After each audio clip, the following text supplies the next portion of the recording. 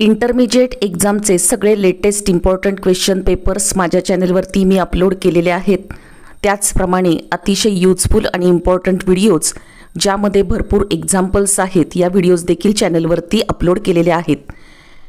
या व्हिडिओमध्ये आपण स्टिल लाईफ म्हणजे स्थिर चित्र या पेपरला 100% ए ग्रेड कशी मिळवायची, परीक्षक नेमकी तुम्हाला ए ग्रेड कधी देतात हे संपूर्ण व्यवस्थित पाहणार आहोत।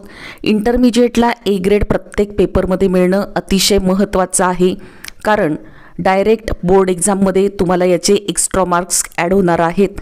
एक्स्ट्रा मार्क्स कसे ॲड होतात हे तुम्ही माझी व्हिडिओ झाल्यानंतर चॅनलवरती जी अपलोड केलेली व्हिडिओ आहे 10 स्टँडर्ड नंतर एक्स्ट्रा मार्क्स किती मिळतात ती नक्की पहा, आणि वेळ नसेल तरी ही फास्ट स्पीड करून ही व्हिडिओ तुम्ही शेवटपर्यंत ऐका। तुम्हाला 100% ए ग्रेड मिळणार आहे, कारण ड्रॉइंग तुम्ही काढणारच आहात, पण इतक्या महत्त्वाच्या गोष्टी असतात की परीक्षक तुम्हाला ए ग्रेड नेमकी कशी देतात ते या व्हिडिओमधून मी तुम्हाला सांगितलं आहे। व्हिडिओ स्किप न करता शेवटपर्यंत पहा। स्थिर चित्र म्हणजे स्टिल लाईफ याचं तुम्ही जेव्हा ड्रॉइंग काढत असता तेव्हा तुम्हाला थोडंसं स्वातंत्र्य दिलं जातं। वस्तूच्या मांडणीमध्ये थोडासा बदल करण्याचं स्वातंत्र्य तुम्हाला असतं। त्याचप्रमाणे थोडेसे कलर्स तुम्ही बदलू शकता। ड्रेपरीच्या कलर्समध्ये तुम्ही थोडाफार बदल करू शकता। ड्रेपरी म्हणजे मागे एक कापड टाकलेलं असतं आणि वस्तूंच्या खाली देखील एक कापड टाकलेलं असतं, त्यामध्ये तुम्ही कलरमध्ये बदल करू शकता। पण ज्या नॅचरल गोष्टी आहेत, नैसर्गिक गोष्टी आहेत, जसं की भोपळा, नारळ अशा प्रकारच्या ज्या गोष्टी आहेत त्याचे तुम्ही कलर बदलायचे नसतात। बाकी तुम्ही मनाप्रमाणे वस्तूची मांडणी देखील थोडीफार बदलू शकता।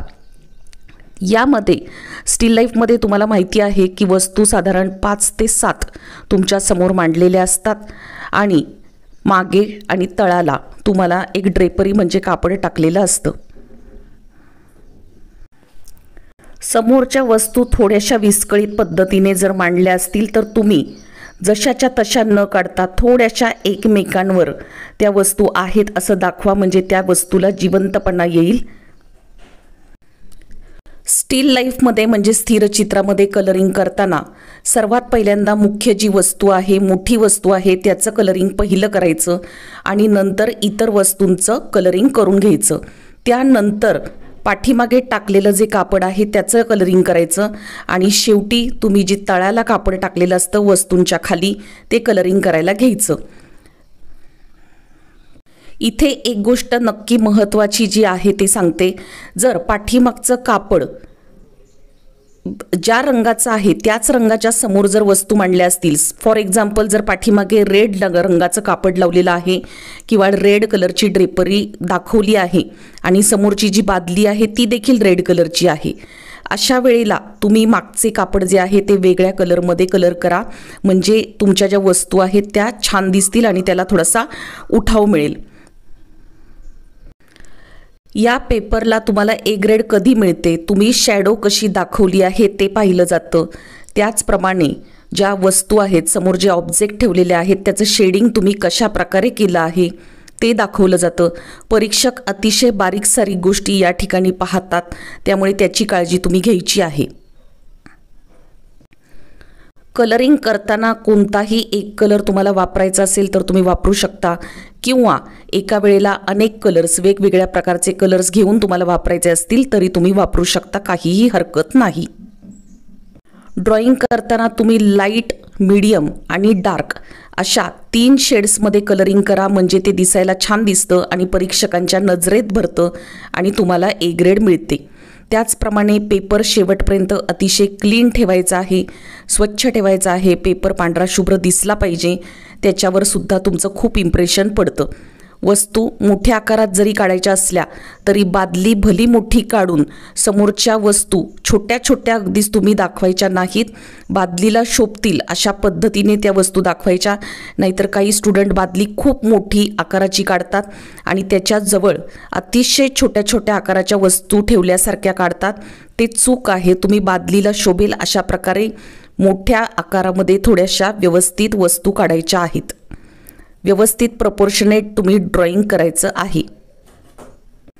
तिथे मांडलेलं एखादं जर भांडं चकचकीत दिसत असेल, त्याच्यावर लाईट पडला असेल, तर ज्या ठिकाणी लाईट पडला आहे तेवढाच फक्त भाग सोडायचा आणि इतर भागाला कलरिंग करायचं, म्हणजे तो भाग तुमचा जो आहे तो चमकत आहे असं दिसतं।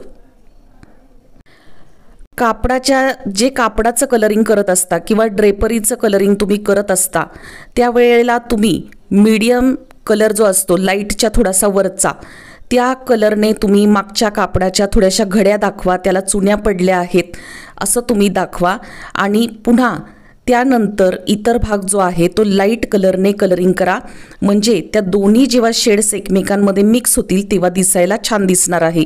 म्हणजे इथं सांगायचं आहे की जर तुम्ही कापडाला पडलेल्या घड्या चुन्या दाखवण्याचा प्रयत्न केला तर तुम्हाला ए ग्रेड मिळू शकते। इतक्या बारीक गोष्टी परीक्षक पाहत असतात।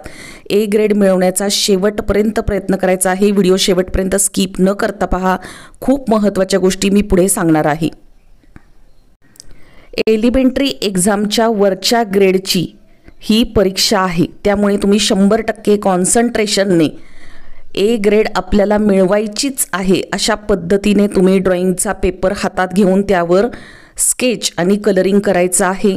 तुम्ही जेवढा प्रयत्न करणार आहात तो परीक्षकांना दिसतो आणि मग तुम्हाला ए ग्रेड मिळते। ए ग्रेड मिळाल्यानंतर तुम्हाला भरपूर फायदा होणार आहे, त्यामुळे ही एक्झाम जी आहे ती लाईटली घेऊ नका।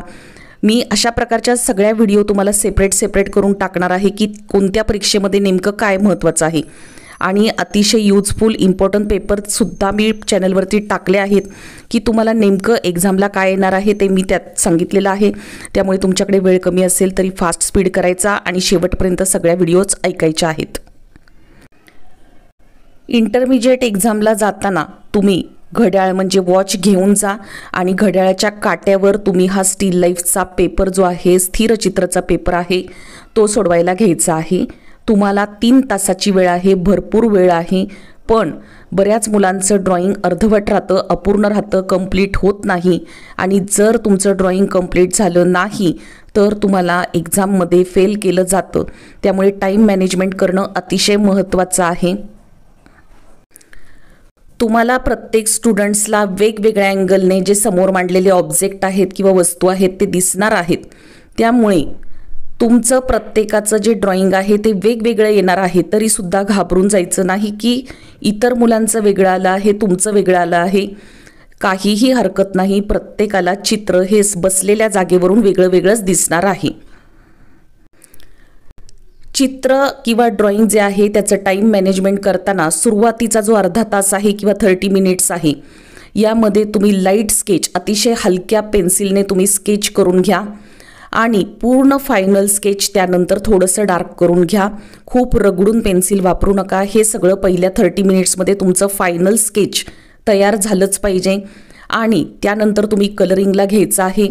कलरिंगला आता तुमच्याकडे सुरुवातीचा अर्धा तास स्केच केल्यानंतर व्यवस्थित पेन्सिलने काढल्यानंतर आता तुमच्याकडे अजून 2.5 तास राहिलेला आहे। त्यातले 2 तास तुम्ही व्यवस्थित कलरिंग करून घ्या।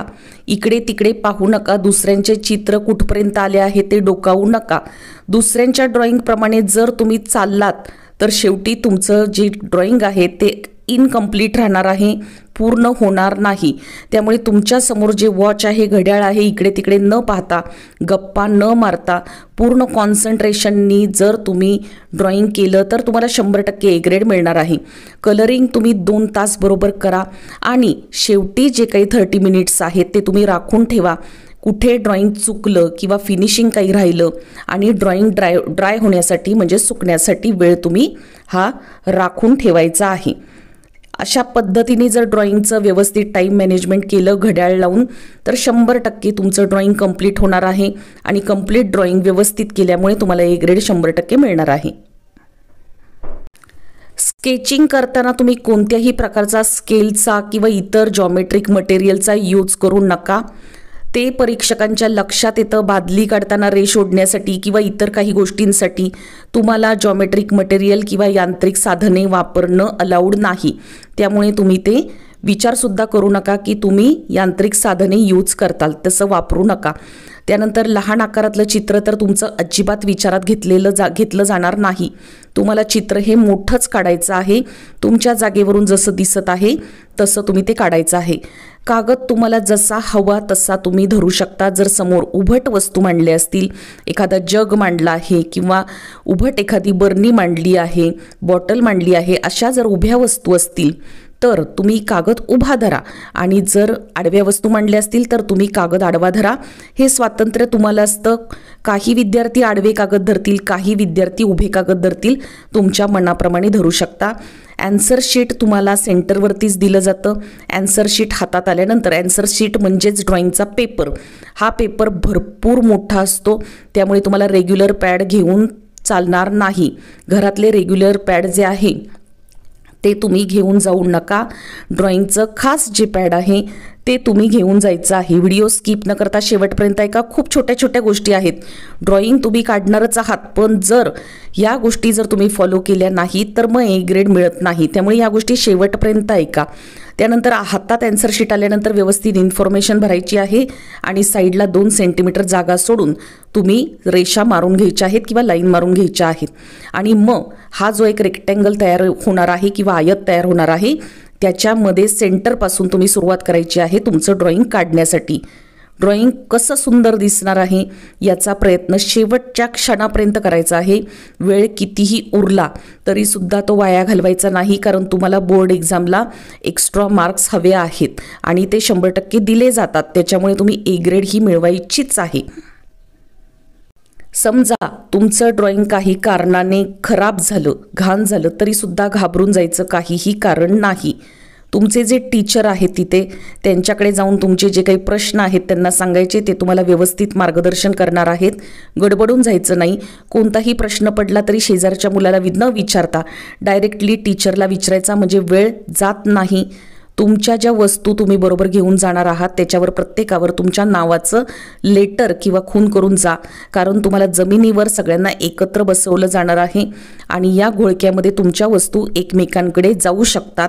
अशा वेळेला ती काळजीच नको, यासाठी तुम्ही तुमच्या वस्तूंवरती मार्करने नाव टाकून घेऊन जा.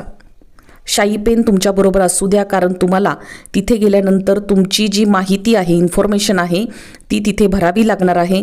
त्यामुळे नक्की इंक पेन किंवा बॉल पेन, जेल पेन जे काही असेल ते तुम्ही बरोबर घेऊन जायचं आहे. चॅनलमध्ये जर तुम्ही इंटरमिजिएटच्या व्हिडिओज पाहिल्या तर माझ्या सगळ्या संपूर्ण सब्जेक्टच्या, ऑल सब्जेक्टच्या सगळ्या भरपूर एक्झाम्पल्स असणाऱ्या व्हिडिओज मी टाकलेल्या आहेत. त्याचप्रमाणे भरपूर त्याच्यामध्ये मी लेटेस्ट क्वेश्चन पेपर्स देखील टाकलेले आहेत. त्यामुळे ते तुम्ही फास्ट स्पीड करून शेवटपर्यंत नक्की पाहायचे आहेत. तुम्हाला प्रत्येकातून काही ना काही खूप फायदा होणार आहे. ए ग्रेड मिळवायची असल्यानंतर ह्या सगळ्या गोष्टी तुम्हाला पाहायला पाहिजेत आणि ऐकायला पाहिजेत. त्याच्यामुळे तुम्ही हे शेवटपर्यंत नक्की पहा. जाताना बरोबर काय घेऊन जायचं बॅगमध्ये हे मी तुम्हाला थोडक्यात आत्ता सांगते. तुम्ही शेवटपर्यंत ऐका, म्हणजे एखादी गोष्ट राहणार नाही. हे पहा, जर उद्या परीक्षा असेल किंवा कधीही परीक्षा असेल तरी सॅक तुमची आधी भरलेली पाहिजे. यामध्ये शार्प केलेल्या पेन्सिल 2, चांगल्या क्वालिटीचं इरेजर, शार्पनर, कंपास बॉक्स, तुमच्याकडे इंक पेन किंवा gel pen, sketch pen, waterproof असलेलं स्केच पेन, हे कोणतंही ब्लॅक कलरचं घेऊन जा. ब्रशमध्ये तुम्ही 0, 1, 3, 5, 8, 12 असे राऊंड ब्रश घेऊन जा किंवा 1 सेंटीमीटरचा म्हणजे 1 नंबरचा तुम्ही असा फ्लॅट ब्रश किंवा चपटा ब्रश घेऊन जा. त्यानंतर तुमच्याकडे जर काही पेस्टल कलर, ऑइल कलर, जे तुम्हाला कलर्स यूज करायचे आहेत, बॉटलमधले असू द्या, पोस्टर कलर किंवा जे कलर यूज करायचे आहेत ते आठवणीने बरोबर घेऊन जा. तिथे गेल्यानंतर कोणीही कोणाला मदत करत नाही, त्यामुळे तुम्ही आठवणीने या वस्तू बरोबर घेऊन जायच्या. त्याचप्रमाणे खूप महत्त्वाची टिप तुम्हाला सांगते. वॉटर कलरमध्ये व्हाईट कलरच्या 2 एक्स्ट्रा बॉटल तुम्ही घेऊन जा. मिक्स करण्यासाठी जास्त वॉटर कलर आपल्याला, म्हणजे व्हाईट कलर जास्त लागतो आणि व्हाईट कलर संपल्यानंतर अडचण येऊ शकते. त्यामुळे त्याच्या एक्स्ट्रा 2 बॉटल्स ज्या आहेत त्या तुमच्याजवळ इंटरमिजिएटची एक्झाम देताना ठेवायच्या आहेत. त्यानंतर ब्रश धुण्यासाठी 1 भांडं आणि कलर मिक्सिंगसाठी 1 पसरट प्लेट असं तुम्ही घेऊन जायचं आहे. पाणी पिण्यासाठी 1 बॉटल आणि कलरिंगच्या कामासाठी 1 बॉटल तुम्ही घेऊन जायची आहे. ड्रॉइंगचं पॅड तुम्हाला सांगितलं मोठ्या आकाराचं घेऊन जा. पेपरच खूप मोठा असतो.